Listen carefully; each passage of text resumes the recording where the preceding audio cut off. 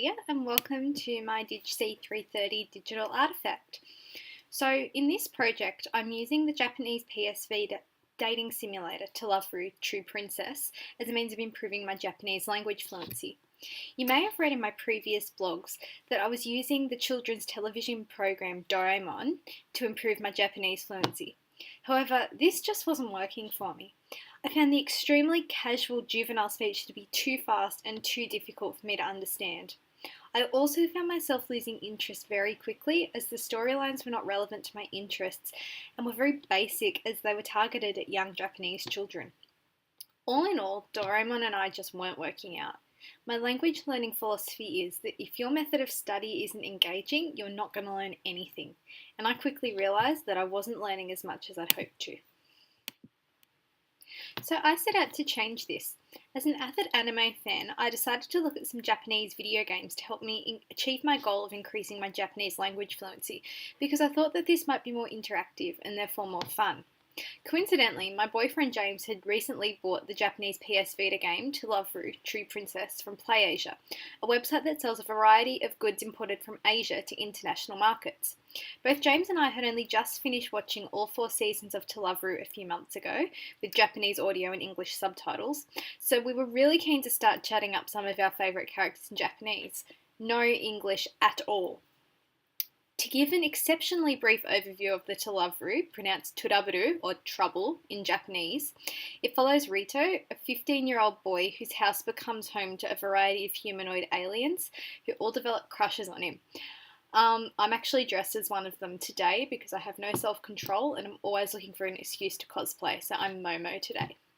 To Love Ru True Princess is a dating sim based around this premise, where the player plays as Rito and interacts with all the various girls. The girl Rito ultimately ends up with is determined by the player's interactions with each person.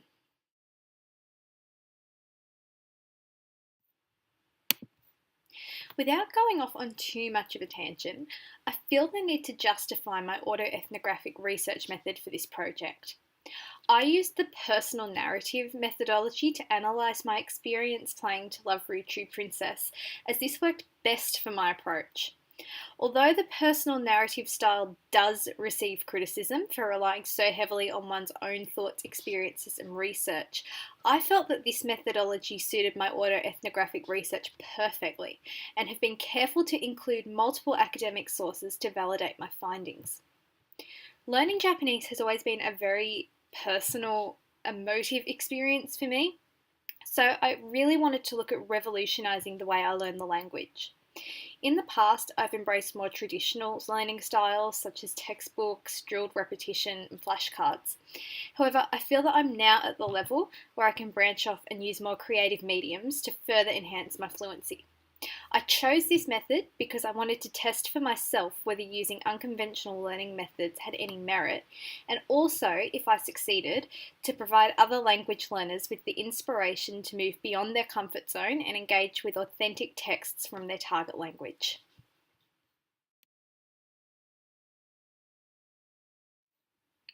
Accessing To Love Ru True Princess was actually a lot easier than I initially thought.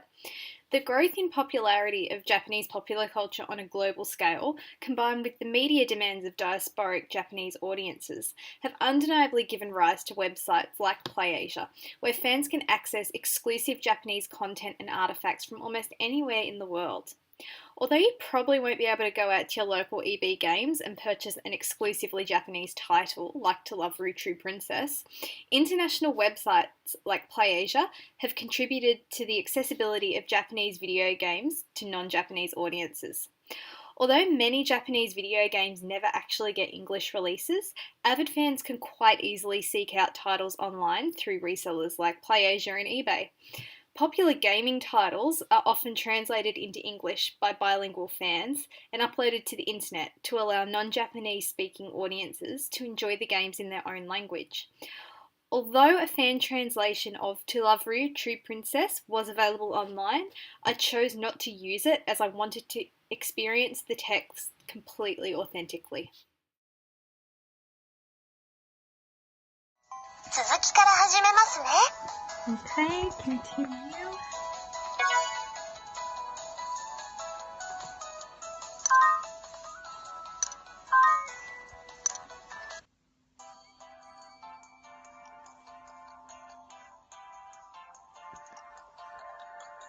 Okay.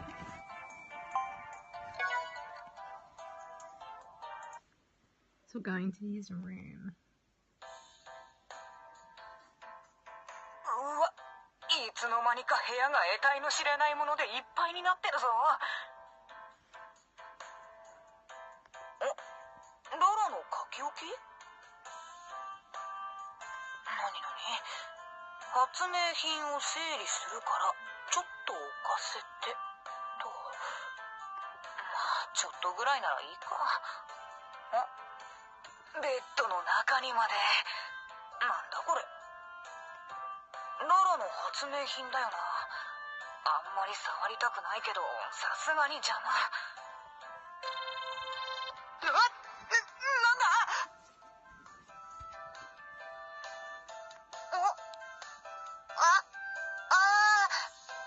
なんか声が変。 Whose strange voice is that? 声だけじゃない。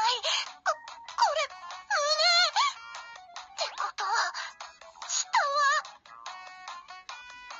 Look at the name. Oh my god. Yep, it was the gender changing gun. どういうことだ？ And because he doesn't have his memories, he doesn't realize that this is a thing. リタさん、何か悲鳴が聞こえましたけど。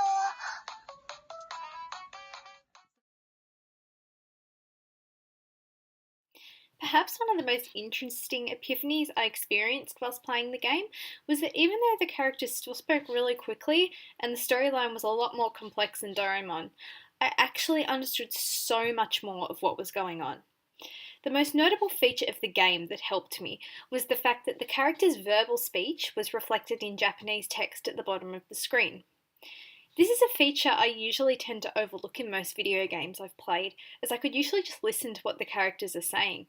However, here, subtitles in Japanese proved to be vital to my understanding. Not only could I listen to the characters speak, but if I missed any words or didn't understand something, I could just read the text box below to catch up with what was happening. Even though there was quite a few kanji I didn't actually know, I could understand most of them through matching the kanji to the character's speech. For example, I couldn't read all of the kanji in Uchujin, which is alien. However, when I heard the character say the word aloud, I matched it to where I was in the text, and I actually remembered the kanji for this word for the rest of the game, which I thought was really cool. Co-viewing, or consuming a digital medium when physically accompanied by another person, also played a substantial role in my ability to comprehend what was going on in the game. Co-viewing and co-manipulation of multimedia text is widely praised in academia for being the driving force behind children's language acquisition and creating a linguistically enriching experience. Therefore, I knew I was doing the right thing playing To Love Ru True Princess with James. If there were parts of the game that neither of us understood or one of us became lost, we could just jump in and help one another, make guesses and discuss our ideas together, or consult our electronic Japanese dictionaries. Often making inferences based on our individual knowledge of the characters and the anime storyline, we usually were able to get the gist of what was going on, and that was enough for us to power through the storyline. Yes, we may not have understood every single word, but as long as you get a sense of what's happening and you're enjoying yourself, I don't really think it matters. Overall, I think that cooperatively translating and playing this game with James significantly improved my Japanese comprehension and retention as opposed to if I'd played it by myself. I actually found playing To Love Ru True Princess to be a really enjoyable educative experience that prompted me to look into games as a medium for education on a larger scale.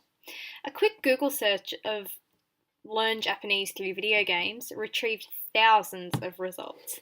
There were multiple blogs documenting learners' personal experiences and recommendations for games that could be easily understood by language learners, not to mention a large number of smartphone apps that were games designed for Japanese learners.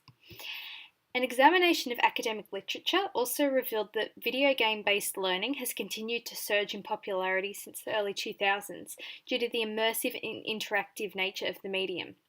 According to Squire, a player's understanding of their target language is enhanced by the developed cycles of performance within the game world.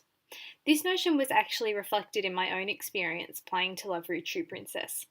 Not only did I already have a firm grasp of the general plot features and progression of the dating sim genre, but I also had a deep understanding of the characters' personalities, individual storylines, and the game world in which I was playing in, which was a huge advantage to my ability to understand what was going on. Although I think using Japanese video games to further one's fluency is definitely worthwhile, I feel like it's important to note that I personally would not recommend this method for players who had little to no understanding of Japanese. I felt like in order to enjoy the game's story, it was important to already have a strong grasp of the language before trying to translate or understand the Japanese. Without any knowledge of the language, it would just be really, really difficult. I know that I would have felt a bit overwhelmed had I not already had a deep knowledge of Japanese writing systems, grammar, and vocabulary. And it's for this reason that I'd recommend beginner level Japanese learners either familiarise themselves with the language prior to using games to learn, or use games as just a fun sort of supplementary learning method. This is not at all to say that you can't just blast blindly through a non-English game without caring about learning anything. That's absolutely fine. However, I think in the heavily storyline based dating sim genre, it's quite important to actually understand what's going on, because if you know what's going on, you're going to be able to make the story progress as the way you want it to, and you're just going to have a lot more fun. それだけです。皆さん聞いてくれてありがとうございました。じゃあね。